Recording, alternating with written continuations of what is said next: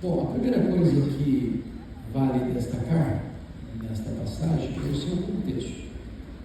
Por que Jesus se retira para um lugar solitário com seus discípulos?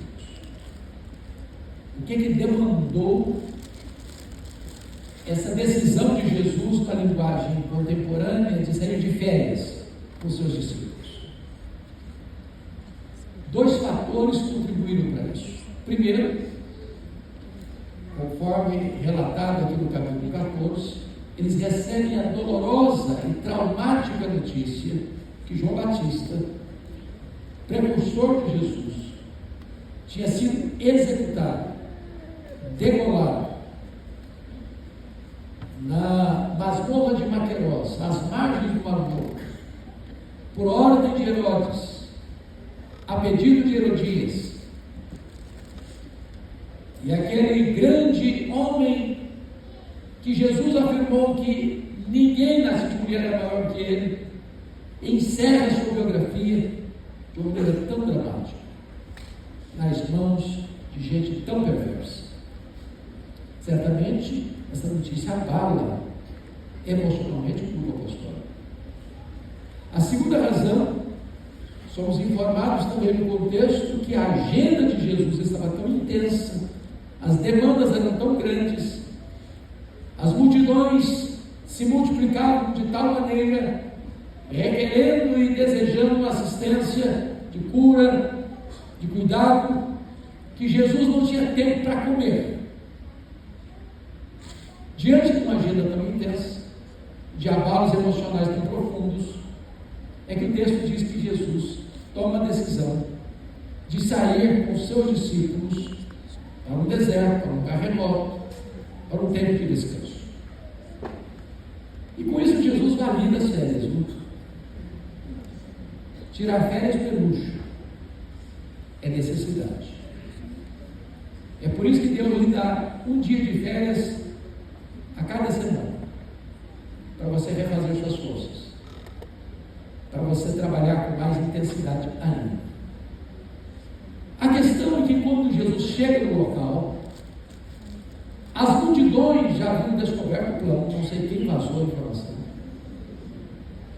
E quando Jesus chega lá, as multidões por terra já tinham chegado.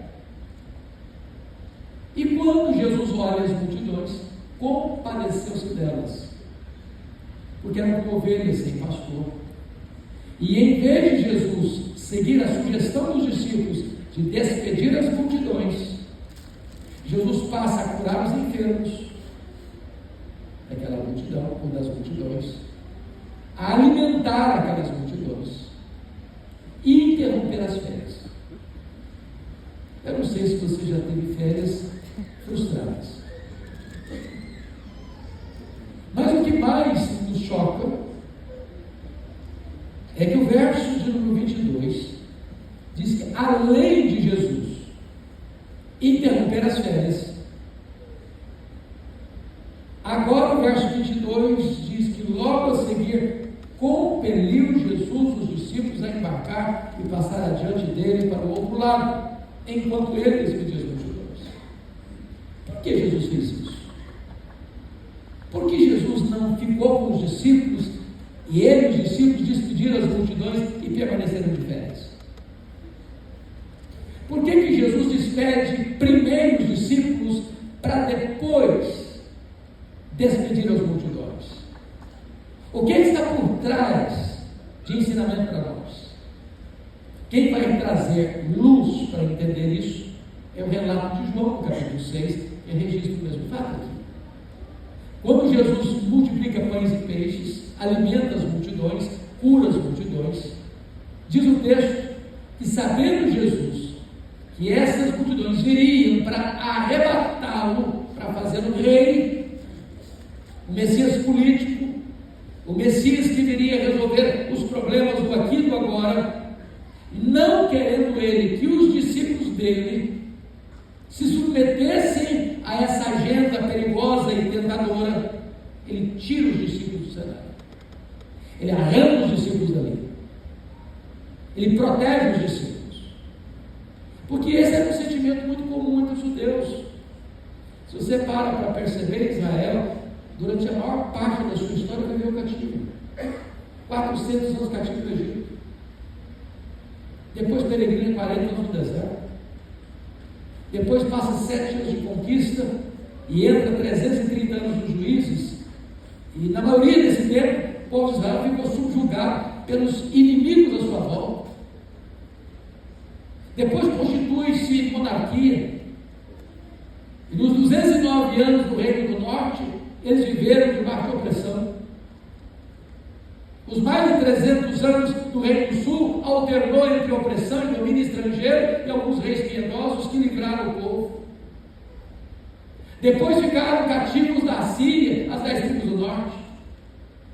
Depois as 2 tribos do sul ficaram cativos da Babilônia. A Babilônia caiu e ficaram cativos do Império Medo-Persa. O Império Persa caiu e ficaram cativos do Império Grego. Depois ficaram cativos do Império Romano. Então era um povo que suspirava por liberdade, suspirava por um líder que pudesse quebrar o jugo e trazer a libertação para eles. E Jesus não queria que os discípulos se submetessem a essa agenda tentadora. Ele compele os discípulos a embarcar para o outro lado enquanto ele ficou despedindo as multidões.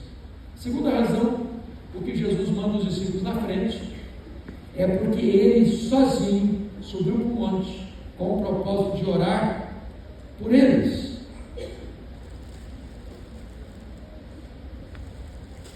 E Marcos 6,48, que é texto paralelo deste, nos informa: vendo-os lá no monte em dificuldade. Eu quero dizer para você que quando Jesus nos empurra para dentro de uma tempestade, Ele não nos empurra para dentro da tempestade e nos deixa sozinhos. Ainda que não o vejamos, ainda que não o sintamos, Ele está intercedendo por nós. Agora, vejam vocês, por gentileza, que quando eles saem, e Jesus não sugere, Jesus não aconselha, Jesus não pede, Jesus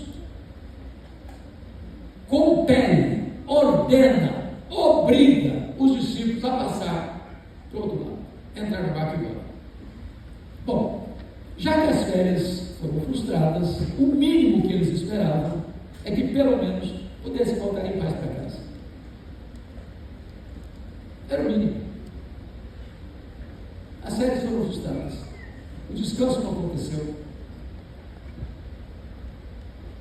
Estão voltando mais esgotados ainda, porque tiveram que alimentar toda aquela multidão, distribuir pães e peixes para aquela grande multidão.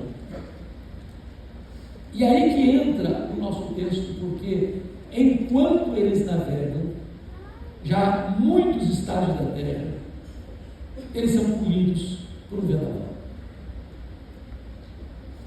Ainda era dia.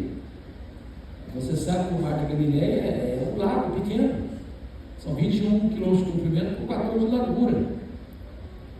O trecho que eles navegam não dá uma hora, no máximo uma hora, para atravessar a lagoa. E eles então entram no barco, a tempestade chega, eles não conseguem tirar o barco do miolo, do epicentro da crise. A noite avança e eles não veem saída. A madrugada chega e eles não veem solução.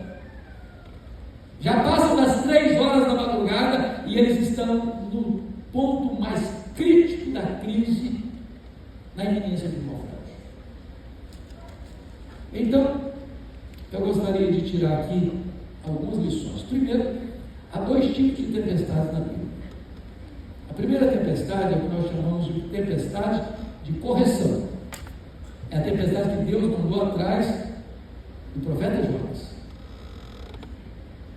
Então me permita dizer isso: crente desviado é endereço certo de tempestade. Deus vai mandar a tempestade atrás de você, não para destruir você, para corrigir você, para trazer você de volta para a rota da obediência.